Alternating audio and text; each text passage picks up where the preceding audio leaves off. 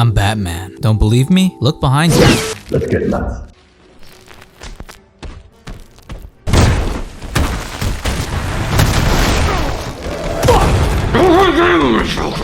Okay.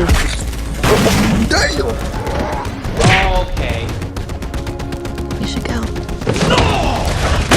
Unlike you in that very silly scenario I just put you through, I'm looking forward to seeing Batman very much, even in some lesser incarnations. It doesn't touch the animated series, but the corruption angle is quite nice. We have Matt Reeves to thank for that, as he was a producer on that show as well as on The Penguin, although let us not forget the amazing Lauren LaFranc. Essentially, the angle that Matt Reeves seems to go for with Batman seems to lean on displaying real deal, real world corruption, how it forms and festers, and how Batman deals with that, exploring the power structures that exist to make Gotham the abyss of suffering that it is, and the Dark Knight that fights to lift it up, no matter how far down the grim spiral it falls. Beyond the insane atmosphere Matt Reeves has created with characters so meticulously placed, it's a wonder why people would want him to divert from that. But ever since the DCU was announced, and especially since we got our first look at David Cornsweet as Superman, people have been putting David Superman and Rob's Batman together for all sorts of fan art projects. But as cool as this is, I must say, I don't want the Batman to be a part of the DCU.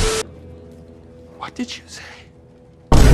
You motherfucker know what you did, you son of a bitch! What? I know, fake fan over here, but even though I think it could totally work, I don't want this world to be part of the DCU, and I want a DCU Batman all of his own for a couple different reasons. So my main point here, what I'm primarily yapping about, is that the Batman should not be in the DCU. It should remain in the Elseworlds space. But first, why do people want this Batman to be the Batman for the DCU so bad in the first place? Well, it's pretty simple. The movie itself was extraordinarily thrilling. The world of Gotham that was created was captivating, from the cinematography, the Gotham architecture, the themes of class and corruption, and of course the characters. I mean, you have one of the greatest actors of our generation, Rob Pattinson, playing Batman and really defying a lot of expectations with that role. He was almost in not necessarily aura debt, but you know, since Twilight, which was one of those things he was most popular for early on in his career and was such a popular thing in and of itself, but that for him and most people who aren't, you know, teenage girls, wasn't very substantive work. You know, he was known as the sparkle vampire guy, and he totally climbed out of that hole even before the Batman with things like Good Time and High Life, but especially as of recently, he has really been flexing his range with voice acting in The Boy and the Heron, and then going into one of my most anticipated films for 2025, Mickey 17. The man is on fire, and so if he was the DCU Batman, you would be able to market this universe as having already seen substantial success because of the Batman, with an actor people know and like, a Batman that people are already clamoring for, and that would incentivize people to see probably the most important DC movie ever, simply because it would exist in the same universe as that Batman. That movie being Superman this summer, as good as the movie could possibly be, and probably will be. If people don't see it, the chances for a brand new and fruitful DC universe where we can see all types of live action, big screen DCU characters and projects, character interactions, and eclectic stories being told, well, those chances dwindle. We'll just be getting Batman movies every couple of years, you know, heavy on the couple of years part. Superman must do good at the box office. Also, I believe the notion going around is that the less competition, the better, in the sense that if you just let Pattinson be the DCU Batman, you won't bring another Batman into the fold with Brave and the Bold, with that potentially oversaturating the Batman market, as if that were even actually possible, or that you'd run the risk of confusing general audiences as to which is which. There have been arguments pointing to Pattinson in the wingsuit getting blasted by that shotgun, or just comparing fight scenes with him and Batfleck. Despite BVS, that was the most fantastical and best Batman fight sequence there's ever been, and to contrast that with how grounded Pattinson's Batman seems to be in a universe like the DCU where we have things like Clayface in the fold, well, it's reasonable to suggest that Pattinson would not fare very well. But but people have made the argument that Pattinson is still in year 2, so it makes sense why he isn't as good as we know a prime Batman could be. The fact that the DCU will have projects set at different time periods, that could mean that the DCU Batman could just be Pattinson a bit older, but even that seems unlikely just because Gunn has said this Batman will not be old and more than likely be very close in age to David Superman. And while I do think Robert Pattinson is extremely youthful, he is turning 39 this year, and he's also going to be 41 by the time the sequel comes out. Now, when part 3 comes out, by the time Matt Reeves will be able to finish it, and barring anything serious happening at the turn of the decade like what happened last time, Rob might be pretty high in life level to be the Batman that James Gunn is looking for with the DCU. James Gunn did say he considered it at one point, but I'd imagine that was more so a thought that would run across any Batman fan's mind, and especially through the mind of a Batman fan who is also the CEO of DC Studios. You gotta stay thinking about any and all possibilities, but I imagine that having a Batman unique to the DCU is important for him. It's important to me because I want a Batman that can be in his prime. I want Batfleck minus the killing, with an emphasis on the more fantastical parts of the character, the world of Gotham and his rogues gallery. I appreciate the time when in the Batman, you know, the realism is elevated, so when Batman falls from the collapsing roof or hits his head on that first glide or takes rounds of gunfire, because those contrast the rest of the movie where Batman is very grounded, you know, just an exceptionally highly trained fighter, but still feels quite mortal despite his presence. Those moments emphasize he is on another level. There is wiggle room in this grounded universe to get fantastical, whereas I think the utility of a DCU Batman is starting from that fantastical point and then supplanting the crime aspect being the primary focus for, you know, the epic crime saga with Matt Reeves, with more emphasis on the psychosis of his villains, the dynamic and relationship between the Bat family members. Of course, this doesn't mean that there won't be grounded elements for DCU Batman to contend with, but having a beast prime Batman where he can tackle these insane villains and it wouldn't require too much stretching of the imagination that he actually could would be awesome. You know, I want him to be able to handle a Man-Bat that can just tear through the skyline, a Poison Ivy that can talk plants into growing 50 feet high, Mad Hatter who can take Batman into a legitimate dark fantasy. So I think the approach from the grounded to the fantastical of the Batman can contrast that of the DCU Batman, which would start as the fantastical but get to the grounded and really emotional pintar of these characters and the world. I want to go back to the insane atmosphere and aura Gotham had in the 90s. I want shit like big pennies and T-Rexes in the Batcave simply because that's sauce, okay? And you can literally cover so much ground with 2 Batman, it's insane. So especially if both Batmen are treated well, then I don't think it's really any competition unless they plan to drop both movies just weeks apart. It's just more good Batman content. And I think especially at the rate that will help facilitate other different types of characters getting on the screen and becoming household names as well. I think especially at the rate Matt Reeves is writing these Batman movies, I wouldn't want to have to wait for another sequel just to see another Batman movie when we could have a different angle on Batman that is available and ready that wouldn't sully what Matt Reeves is trying to do and be as good as what he's doing just in the DCU. I am perfectly fine waiting on Matt Reeves making his movies because they are so good first and foremost, and that's a large part because Matt is so good at what he does and as a director and as a writer. And to think I saw someone say that they should make him step down, which is just the most remedial thought in the world, unless your name is Lauren LaFranc, which in that case I would wager that Lauren LaFranc would have too much respect for Matt Reeves to accept that offer because that is so much Matt's world. I don't want to see anyone else touch it but Matt. That specific reflection of the character of Batman, I want him to be able to complete his vision of. Now, the way the DCU is apparently working is that each project is free to be its own thing. Everything is happening in the same universe, but there is no visual mandate that needs to be upheld. So much like in the comics, which you either like or you don't, it really just depends on the person and the artist. Like if Greg Capullo fills in for Dan Mora on World's Finest for a couple weeks, you won't see me complaining at all. But if it was like Trad Moore, then I'd get a little bit more like, you know, Dan, please hurry up. Shout out to Trad Moore though, no hate. He did work on Silver Surfer Black. Just his style for Batman is not my fave. Now, I have no idea how that's going to bode for the DCU. I like continuity. I like how the MCU, despite the waning quality of some of the movies or projects, the things that were always something you could count on was that a continuity would be upheld to the highest degree. Not that there wouldn't be slip-ups from time to time, but the attention to detail of making sure the Triskelion from the Winter Soldier was still being rebuilt in Homecoming, or like Thor's Bifrost imprint from Age of Ultron being still visible in Ant-Man. Like these little details just help reinforce that these things are connected and that at some level it reinforces that there is care put into this, and those even little things matter. Now, whether that care could be better directed at other things and be more fruitful, we shall see, because maybe things change, at least visually, from Superman to whatever a sequel might be if it happens. I'm not talking a whole different character continuity or anything like that, but maybe even some continuity errors occur. But like, how much would that even matter if the movie is damn good? You know, how much of a priority will it be to uphold continuity if a movie proves to be so good despite what might be continuity errors? Like, if someone other than Gunn directs the Superman sequel and they change the Daily Planet style or the Fortress of Solitude, if the attention is put on making an immaculate movie, then how much will it really matter at that point? Not saying it's not important, but for a while that's been a huge selling point for these connected universe movies, but has it also maybe contributed to their detriment? So I think that's something to consider in regards to the DCU. But the Elseworlds space as a creator, I'd imagine, is perfect because you can fulfill your vision in its totality. You're not bound by anything else that's been established with these characters and the mainline continuity that would be the DCU. If you want to explore Wonder Woman in a post-apocalyptic Earth, i.e. make a Wonder Woman Dead Earth movie or even like a TV show, if it's good enough, of course, and they can still make mainline Wonder Woman movies where the character more closely resembles their main continuity self from the comics that has yet to be shown in live action on the big screen in adequate depth. Taking characters you know and cutting a different angle with them and the world they exist in sounds incredible, and that's why I want the Elseworlds universe or corner to flourish. We have a blank landscape for directors to potentially give us the craziest stories. Like, imagine if Edgar Wright in some alternate timeline got his wish and made an Ant-Man trilogy that didn't connect to anything else in the MCU but was fucking awesome. That type of beat is what I feel the Elseworlds corner could be. General audiences, because of the MCU and larger part because of the Spider-Verse movies, understand what a multiverse is, so I think it's a much more plausible endeavor than ever. Also, because of that, if we ever get to a point where the DCU explores the multiverse again and we get some insane like crisis movie, which I've said before, I think that's how we see Ben Affleck and Henry Cavill come back. I think once Matt is done with his saga, I think he'd be totally cool with letting his Batman in on this. So if you just want to see Pattinson interact with all these other characters, it will most likely still happen regardless. The thing is, no matter how much you or I or James Gunn want or don't want the Batman to be the DCU Batman, it ultimately just matters what Matt Reeves wants. And I'm so glad the guys with the power to do the opposite of what Matt Reeves would want are instead encouraging Matt Reeves to do his thing in the way he wants and giving him the time, because take it with a grain of salt, but there could be things that we are unaware of that are happening to Matt Reeves in his personal life or otherwise that could be delaying that finished script. So I recognize Matt's a beast and I will afford him that grace very easily. He loves Batman, and when presented with the script that apparently was for Ben Affleck's Batman, written by Ben Affleck, he was like, yo, this is cool, totally valid, but this just isn't what I want to do. It's not the angle I would cut. I have something I know how to do. If you're down for that, let me know. And they were. So Matt has been artistically unimpeded for all of his DC tenure, and I would love to keep it that way. I think he has a very specific vision. I think he'd love to see Rob in the DCU, but that doesn't seem like it's a part of that specific vision as of right now. It seems like he would have to at some point and at some capacity conform his Batman to something else if they made it part of the DCU, which doesn't seem like something Matt wants to do. So for people that want that so bad, again, I think it could happen that it'll happen in a very multiversal fashion at some point far down the line, but it should not happen since we know Matt has a very specific vision and doesn't want that to be impeded upon in any type of way, at least before he's finished saying what he has to say with his crime saga. So could happen, of course, but should it happen? No. Let Matt Reeves do what he wants, because you know it's gonna be good. That's just my opinion. Thank you for stopping by this Elseworlds video, everybody. Something you could and should do more than anything is remember, I'm Batman.